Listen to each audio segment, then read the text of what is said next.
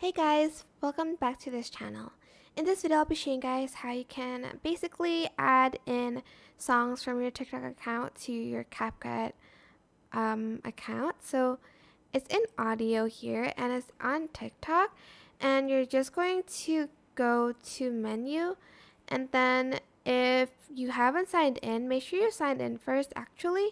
Go back to homepage, and then you're going to go and log in here.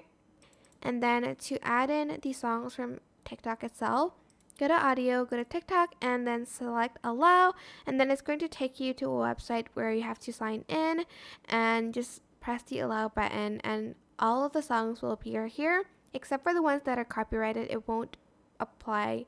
It won't be displayed on this place here.